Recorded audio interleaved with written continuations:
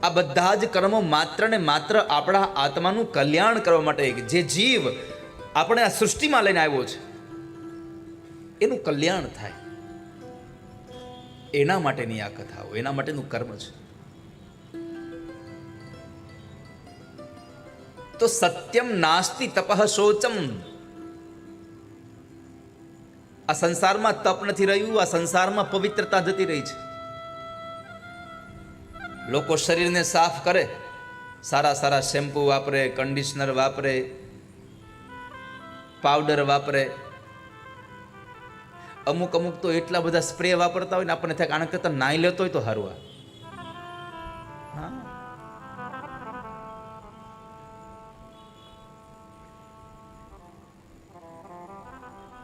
માણસ શરીરને ચોખ્ખું રાખવાના પ્રયત્નો કરે છે, પણ માણસ પોતાના ધન અને પોતાના મનની પવિત્રતા છૂટી ગયો છે.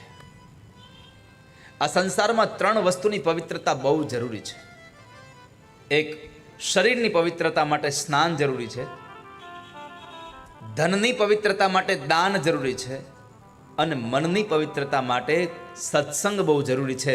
સત્સંગના પાણીથી અને ભક્તિના ધોકાથી અને વૈરાગ્યના હાબુથી જો આને ધોવામાં આવે તો મન ચોખ્ખું થઈ જાય તમારું. સત્સંગના પાણીથી મેલ જવો જોઈએ અને ભક્તિના ધોકાથી એવું ધોકાવો મનને. હવે તો વોશિંગ મશીન આવી ગયા એટલે એને ડૂચો વાળી નાખ્યા અંદર અને એને જેવા આપ્યા એવા આપણે પહેર્યા પાછા. પેલાના ગવઢા માળીઓને પૂછો કે જ્યારે એ કપડાં ધોવા માટે બેસતા ત્યારે ખરબચડો એક પથ્થર હોય અને એની ઉપર પેલા હાબુથી એને કપડાને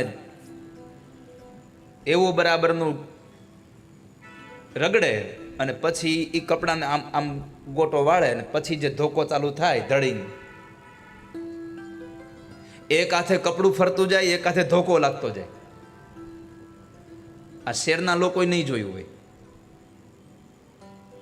ગામડે આવો ને તો તમને આ દ્રશ્ય જોવા મળે, કારણ કે શહેરમાં તો કપડાં મેલા જ ક્યાં થાય છે.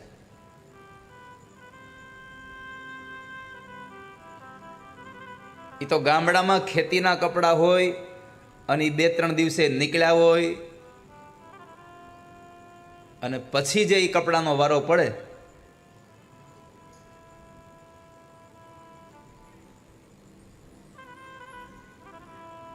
ખેતીમાં કામ કરેલા 2-3 દિવસના કપડાને વોશિંગ મશીનમાં નાખો ને તો એ મશીને રાડું પાડી દે.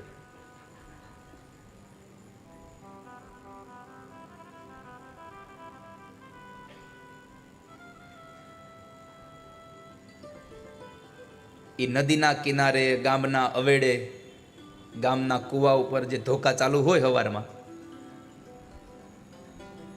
આખું તગારું ભરીને જતા હોય કપડાનો માથા ઉપર લઈને અને ઉપર લટકાનો આમ બરાબરનો ધોકો મૂક્યો હોય.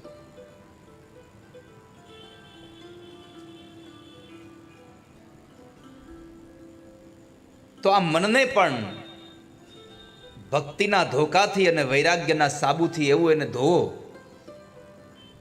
કે મન પવિત્ર થઈ જાય, મન પાવન બની જાય.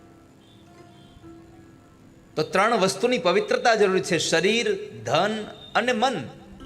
સ્નાન, દાન અને સત્સંગ, આ 3થી એક વસ્તુની પવિત્રતા થતી જાય છે.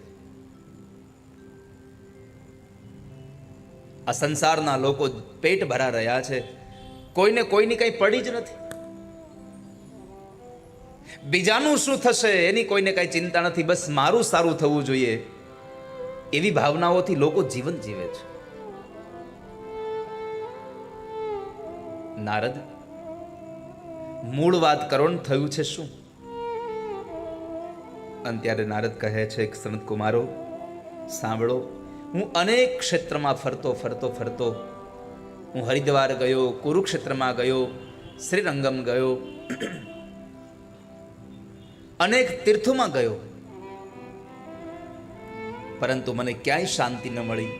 શાંતિ મળે એવા સ્થાનની અંદર જ્યારે હું વૃંદાવનમાં ગયો અને વૃંદાવનમાં જ્યારે ચાલતો જતો હતો ત્યારે એ વૃંદાવનના એ યમુનાના ઘાટ ઉપર યામુનમ તટમાપન્નો યત્ર લીલા હરેરભૂત મેં ભગવાનની એક લીલા જોઈ. શું જોયું નારદ? તો કહે છે કે બરાબર ચાલતો જતો હતો અને એક યુવાન સ્ત્રી બે વૃદ્ધ પુરુષોના મસ્તક પોતાના ખોળામાં રાખી અને રડતી હતી.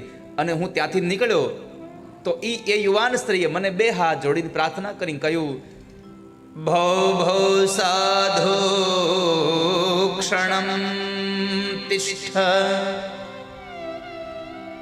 મચ્ચિંતામપિ નાશય દર્શનમ તવ લોકસ્ય સર્વથા ગહરમ પરમ. યુવાન સ્ત્રી પ્રાર્થના કરે છે કે હે સાધુ, આપ ઉભા રહો.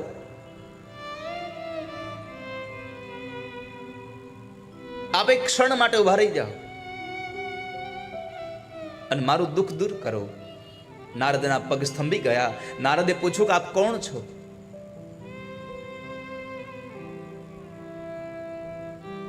આપ કોણ છો?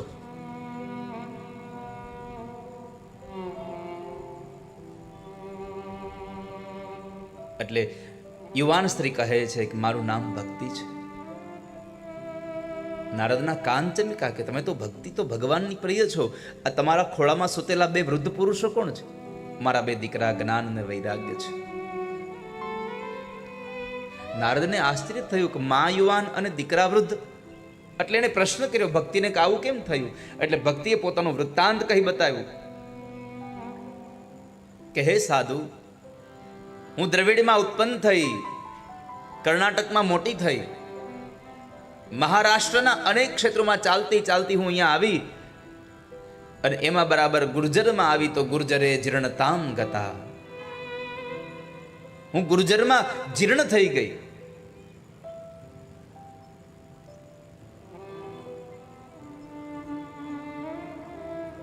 પણ વૃંદાવનમાં આવી યમુનામાં સ્નાન કર્યું તો મન મારું યૌવન પાછું મળ્યું.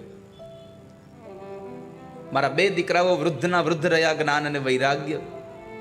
મારી પ્રાર્થના છે તમને કે મારા બે દીકરાઓને જગાડો તમે.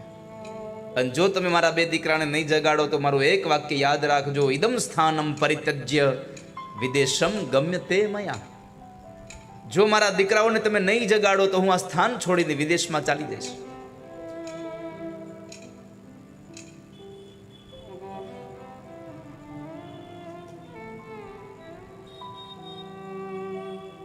નારદજીએ કહ્યું કે ભક્તિ, આવું ન બોલશો, તમે ક્યાંય ન જાઓ, તમારા બંને દીકરાઓને જગાડવાના હું પ્રયત્ન કરીશ. પછી તો નારદે બંને દીકરાઓને જગાડવા માટે થઈ અને ખૂબ પ્રયત્નો કર્યા. એના બેવના કાનની અંદર વેદ મંત્રો ગાયા, ગીતાજીના શ્લોક ગાયા, પરંતુ બંને જાગે વળી પાછા આળસ મરડી અને સૂઈ જાય. આ ચિંતાને લઈ નારદજી એટલા ચિંતિત બન્યા કે હવે કરું શું હું? અને એમાં બીજી એક ચિંતા એ આવી, આકાશવાણી થઈ સત્કર્મ કરો. હવે નારદની ચિંતા વધી ગઈ કે ગીતાજીના શ્લોક અને વેદના મંત્રો ગાવાથી જે ન જાગે એને સત્કર્મ ન કહેવાય. તમે સત્કર્મ કહેવાય કોને? કોને સત્કર્મ કહેવું? આ વાતને લઈ અને નારદજી નીકળ્યા. બદ્રી વિશાલ ક્ષેત્રમાં સંત કુમારોને મળ્યા અને સંત કુમારોને કહ્યું કે આ સંસારનો કોઈ જીવ જ્ઞાન અને વૈરાગ્યથી જે સૂઈ ગયો છે અને એ જ્ઞાન અને વૈરાગ્ય જેના સૂઈ ગયા હોય, વૃદ્ધ થયા હોય, ગીતાજીના શ્લોક અને વેદના મંત્રથી ન જાગે તો એને જગાડવા શું કરવું જોઈએ? આ મારી ચિંતા છે, આને તમે દૂર કરો હવે. અને ત્યારે સનત કુમારે કહ્યું, અરે અરે નારદ, આટલી વાતમાં ચિંતિત થઈ ગયા? તમારું આ દુઃખ સુખ સાધ્ય છે, દુરાધ્ય નથી. ચિંતા ન કરશો તમે.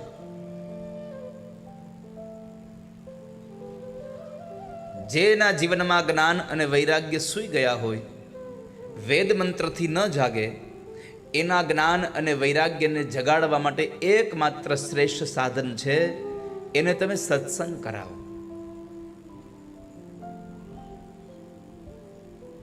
એને તમે સત્સંગનો તમે મહાત્મ્ય સંભળાવો, એને ભાગવતની કથા સંભળાવો.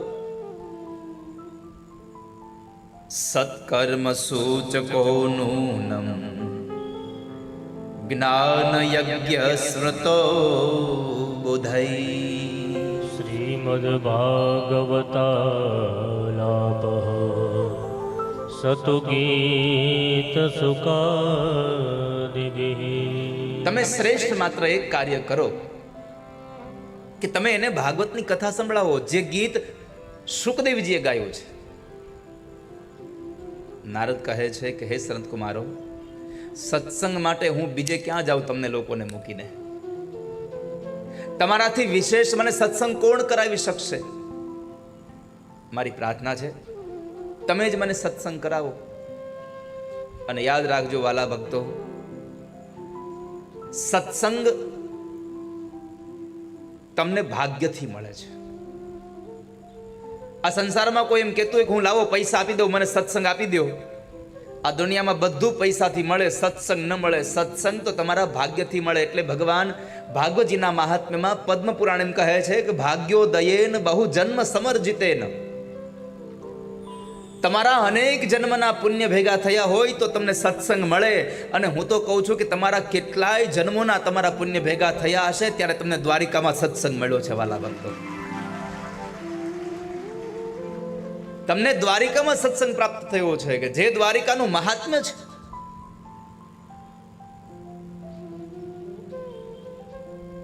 દ્વારિકામાં સત્સંગ તમને પ્રાપ્ત સુલભ થયો.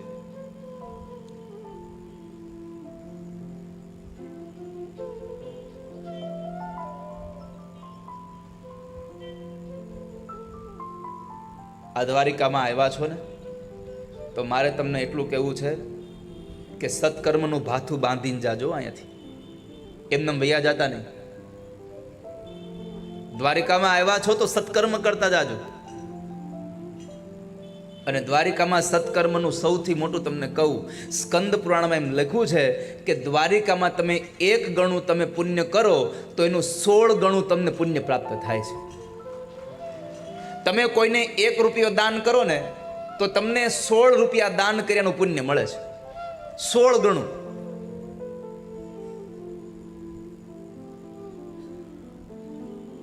અહીંયા પણ દાનનું બહુ મહત્વ છે. દ્વારિકા મહાત્મ્યની અંદર સ્કંદ પુરાણમાં એમ લખ્યું છે કે અહીંયા તમે જે લોકો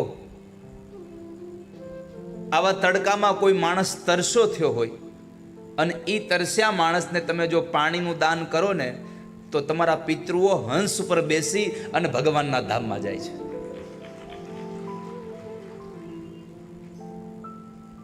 હવે અહીંયા તો મનીષભાઈએ જેને મનની ભૂખ લાગી છે, જેને મુક્તિની તરસ લાગી છે, એના માટે ભાગવતની કથાએ કરી છે. અને વળી પાછું હારે એ પણ રાખ્યું છે કે જેને પેટની ભૂખ લાગી હોય એને સાંજે ભોજન રાખ્યું છે. બોલો કેટલા ભવનું ભાથું. અહીંયા એક માણસને જમાડવાથી 16 ગણું પુણ્ય મળે તો અહીંયા તો હજારો માણસો સાંજે પ્રસાદ લે, હજારો માણસો અહીંયા ભગવાનની કથા સાંભળે. કેટલા ગણું પુણ્ય તમારા ખાતામાં જમા થઈ રહ્યું છે, જેનો હિસાબ ના આંકી શકાય.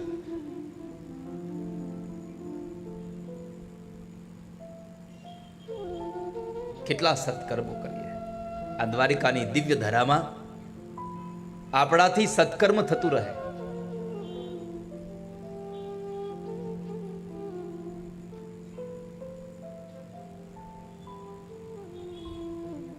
ભગવાનની કથા દ્વારા તમારું જીવન આનંદમય થાય.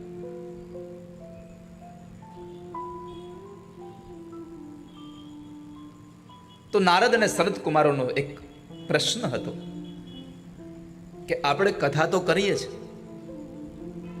જ્ઞાન યજ્ઞનો પ્રારંભ કરીએ, પણ જ્ઞાન યજ્ઞ કરવો ક્યાં? સત્સંગ ક્યાં કરવો? તો કહે ગંગાના કિનારા ઉપર આનંદ નામનો જે તટ છે, ગંગા દ્વાર સમીપે તું તટમાનંદ નામકમ હરિદ્વારમાં ગંગાના ઘાટ ઉપર જે આનંદ નામનો તટ છે, એ આનંદ નામના તટ ઉપર આપણે કથા કરીએ, આવું નક્કી થયું. જ્યારે આનંદ નામના તટ ઉપર કથા છે આ નક્કી થયું, તો એ સમયે ત્યાં આગળ બહુ બધા ઋષિમુનિઓ આવ્યા છે, બહુ બધા શ્રોતાઓ આવ્યા છે, બધા આવીને બેઠા છે. અને સનતકુમારોમાંથી એક સનતકુમાર ભગવાનની કથા કહેવા માટે તૈયાર થયા. અને જ્યારે ભગવાનની કથા કહે છે ત્યારે સૌથી મોટી એક વાત કરી, એકમ ભાગવતમ શાસ્ત્રમ મુક્તિદાને નગર જતી. એકમ ભાગવતમ શાસ્ત્રમ, એક ભાગવત ગ્રંથ એવો છે કે જે મને તમને મુક્તિ અપાવી દે છે. ભાગવત એમ કહે છે કે તું મારા શરણે આવી જા, હું તને મુક્તિ અપાવી દઈશ. તો ભાગવત જેવો ગ્રંથ આપણને આજ સુલભ બન્યો છે. અને આ ભાગવતમાં લખ્યું છે કે જેણે જેણે ભગવાનની કથાઓ નથી સાંભળીને એ આ ધક્કો ખાવા દેવા છે. આપણે કહેવત છે ખબર, ઘોઘો જઈ આવ્યો અને ડેલીએ હાથ દઈ આવ્યો. અહીંયા આવીને તમે કદાચ કરોડો રૂપિયા કમાણા, કરોડો રૂપિયાની ગાડીમાં તમે બેઠા, અબજો રૂપિયાનું મકાન બનાવીને તમે એમાં રહ્યા, ખૂબ બધી જગ્યાએ તમે ફર્યા, પણ જો ભગવાનની કથા નથી સાંભળી તો તમારો ફેરો હાવ વ્યર્થ ગયો છે. અહીંયા ઠાકોરજીની કથા નથી સાંભળી, તમારો ફેરો વ્યર્થ ગયો. આ મારું કહેવાનું નથી, સ્વયં પદ્મપુરાણ એમ કહે છે, આ જન્મ માત્ર મપી એ ન શઠે ન કિંચિત ચિત્તમ વિધાય શુક શાસ્ત્ર કથા ન પીતા.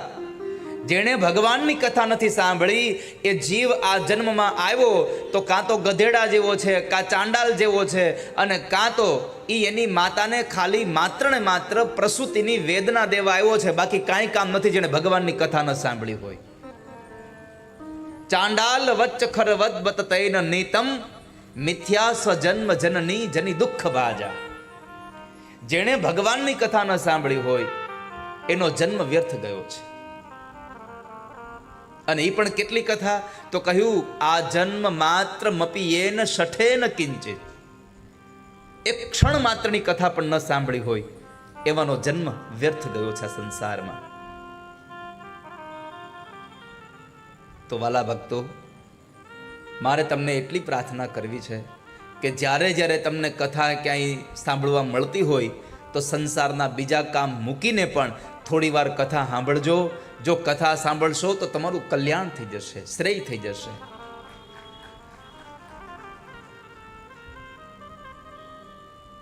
અને એ કથામાં આપણું એક જ પ્રધાન હોય કે મને કથા સાંભળવા મળે. નહીં તો ઘણી વખત એવું થતું હોય કે કથામાં જાવ પણ આગળ બેહવા મળે તો જવાય. અને એમાં જે જગ્યાએ વીઆઈપી પાસની વ્યવસ્થા હોય એટલે જેટલા લોકોને ખબર પડે એ બધા લોકો વીઆઈપી પાસ જ માગે. કોણ જાણે વીઆઈપીમાં હોનાના સોફા પર બેહારતા હોય. અમે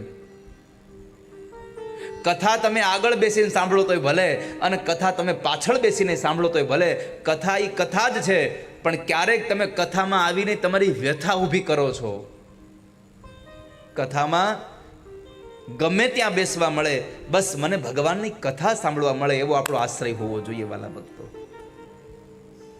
આપણે તો કથામાં આવીને પણ આગળ બેસવાની અભ્યર્થનાઓ લઈને આવ્યા હોઈએ. કથામાં પણ આપણને ગઈકાલે મેં કહ્યું હતું કે સગવડતા ભોગવવી નહીં.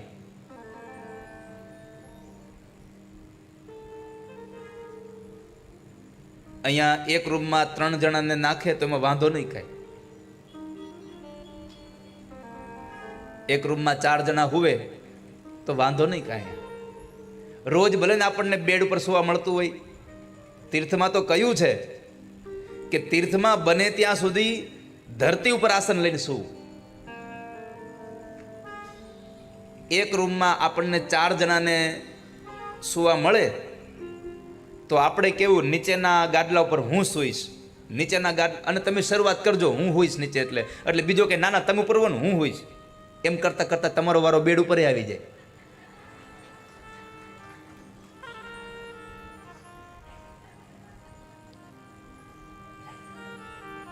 જોકે અહીંયા તો બધા જ મહેમાનો એટલા બધા ડાયા છે કે મનીષભાઈને બીજી કંઈ ચિંતા જ નથી. આ તો હું જે અગાઉના સમયમાં મને જે અનુભવો થયા હોય એની હું વાત કરું છું. અહીંયા તો બધું બરાબર જ છે. દીપુભાઈ બરાબર છે ને? અહીંયા તો કદાચ લોબીમાં હુવારો તો હુઈ જાય એવા મહેમાનો છે અમારા બધા, કે કઈ વાંધો નહીં, અમારે તો ગમે ત્યાં સુવાની વાત છે. પણ ઘણા તો એનો એટીટ્યુડ હોતે બતાવે, ના હો મને શેરિંગમાં નહીં ફાવે તો ઘરે જાઓ. તમે ઘરે રહ્યો, તમને ન ફાવે તો તમને તીર્થમાં આવીને તમને જો તમારે સગવડતા ભોગવવી હોય તો ઘરે રોકાઈ જવાય. અહીંયા અવાય